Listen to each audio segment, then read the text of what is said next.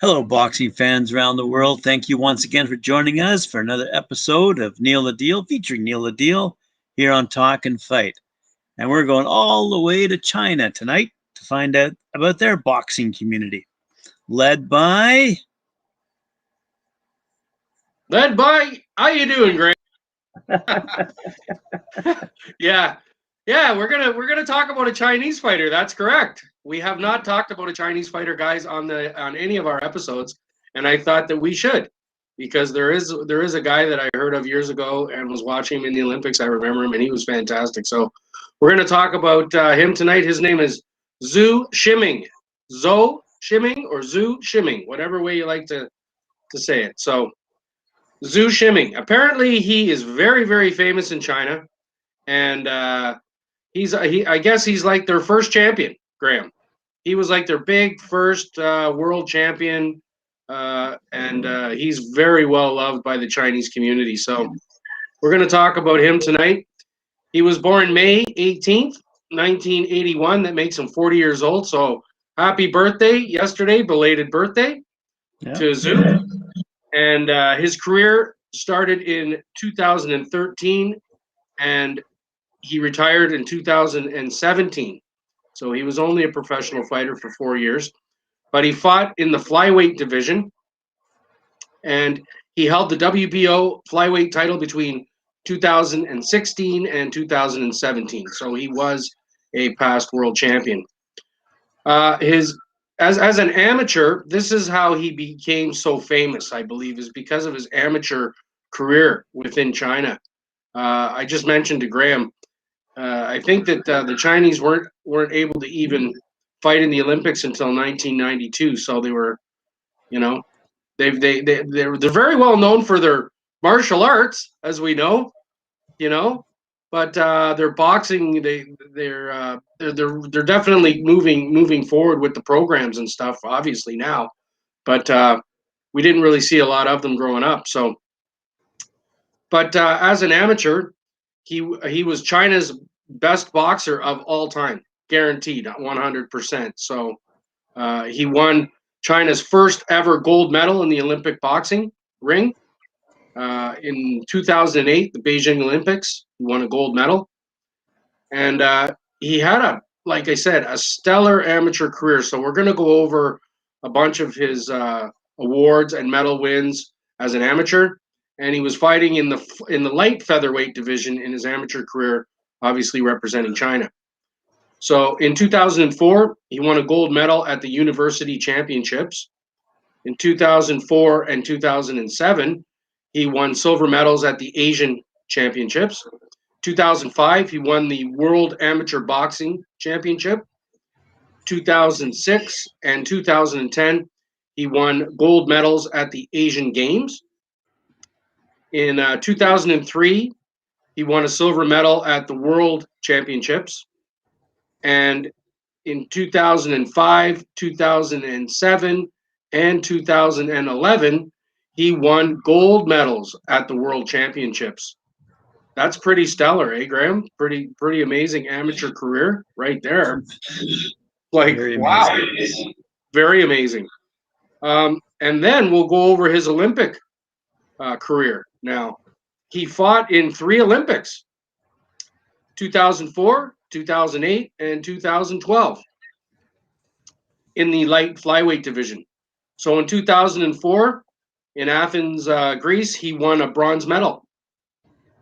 In 2008, in Beijing, in front of his home crowd, he won a gold medal. Congratulations, he won the gold medal in front of his, in front of the whole country. That must have just put him into stratospheric category as far as they were concerned. And that was probably the highlight of his career, no doubt. And then in 2012, he backed it up and won another gold medal in London. Wow. As a light flyweight. So he double golded back to back, right? So that's pretty amazing, for a guy to do that. That doesn't happen very often, and especially being the first Chinese guy to do it, Chinese fighter. That's amazing. So if you guys want to check out Zou Shiming, check him out. He's got some videos. He's a really flashy fighter. I really like his style. He's uber aggressive. He really throws a lot of punches. He can throw them all over, all angles. He's very athletic in the ring. He's very, very athletic. I noticed he uses the whole ring really well, and he doesn't have a lot of power, but he really throws good combinations. He really puts his punches together really well, and in his amateur career, I guess that worked really well for him with the point system, right? He was definitely outpointing these guys all the time because he's very, very active in the ring, very active pressure fighter. So I really liked his style. Now, going into his pro totals, he had 11 bouts as a pro, of which he won 9, and he lost 2, and he only had 2 KOs, Graham, out of the 9 wins.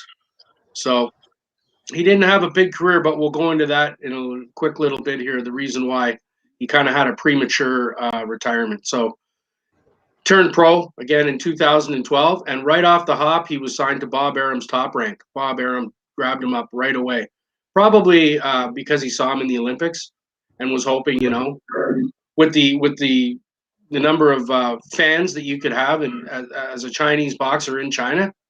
I'm sure Bob Arum saw the potential there, and he's a fantastic fighter too. So Bob Arum signed him, and he was trained right off the hop by Freddie Roach.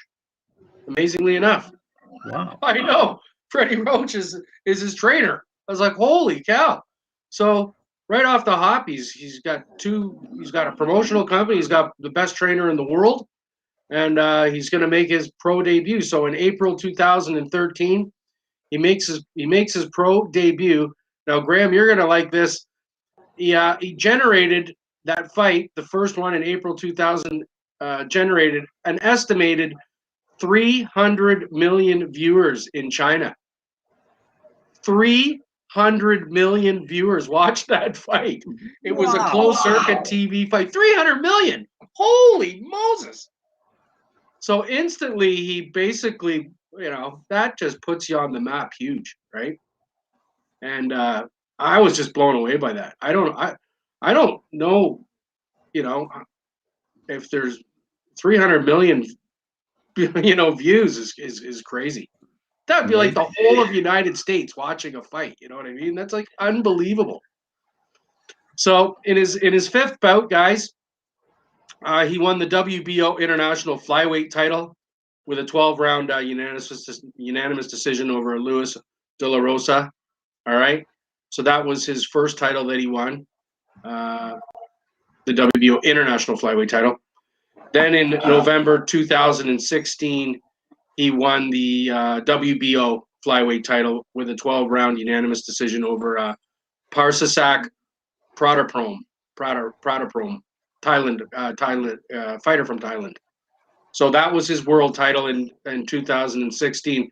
But then in his first defense, about in July 2017, the first defense, he lost the title with an 11th round. He lost by 11th round TKO, and that was a huge upset. He was not. They didn't. He was going up against a guy named Sho Kimura, who was ranked number 7, and he was upset. And subsequently, he retired, but it wasn't because of the loss. Apparently, after the fight, like within a year after the fight or 8 months after the fight, he had a severe eye condition. Something happened with it. He had an eye condition that prevented him from continuing to fight under doctor's orders, or he was going to lose the vision in his one eye. Wow. So, unfortunately, that was the end of his career. At that point, I guess he decided, he's got a family and stuff, so he figured he'd probably hang up the gloves and that. But in his retirement, he got his master's degree from Shanghai University of Sport, and he is now a teacher at East China Normal University there in China. So he's a teacher, and I also know that he likes to have some seminars and stuff like that, talking to the young boxers of China and stuff. And he seems like a really, really nice guy in all his interviews. He's very sincere. Um, he's definitely hoping that moving forward, he can be like a role model for the up and coming Chinese boxers that are out there now, and that way they're going to get more recognition worldwide. You know, Graham, and hopefully bring China a world champion again. You know, very soon, something of that sort. So he's kind of like an ambassador, I guess, to Chinese boxing. You know what I mean? You know, and he's like I say, he's super uber well known in China as far as, you know, being the first champion, being the gold medal winner, 2-time Olympic champion, and being a world champ. Like, you know, so it sounds like you know, I'd like to see if China comes out with some new fighters and stuff, and they probably look up to him. You know what I mean? He won it all in such a short amount of time. That's pretty incredible. Olympic gold, world champion, pro, top rank, Freddie Roach. Wow. Yeah, I know. It's too bad he got injured. I guess, and he, like they said, he would have kept going. He didn't want to retire. He didn't. He literally said he was going to try to come make a comeback, but because of the severity of the eye injury, he was advised not to. So I guess he just decided to retire. So there you go, guys. That was a really interesting. I didn't know anything like that. I didn't know why he retired. I didn't know what had happened to him, but he was a fantastic champion, an amazing amateur out of China. He's he's one of the best, obviously, out of China of all time. They're calling him the best amateur of all time, and hopefully, if you want to check him out on YouTube. He's got a bunch of really good videos on some of his fights, and I guess we'll see you tomorrow night. Thanks for the likes. Yeah, thanks for the likes, the shares, the comments, all the subscriptions, all that jazz, and see you tomorrow night, 7 o'clock Eastern Standard Time. All right, guys. Thanks Take very care. much. Thanks, Graham, for having me out. Really appreciate it, and have yourselves all a nice evening. Perfect. Take care.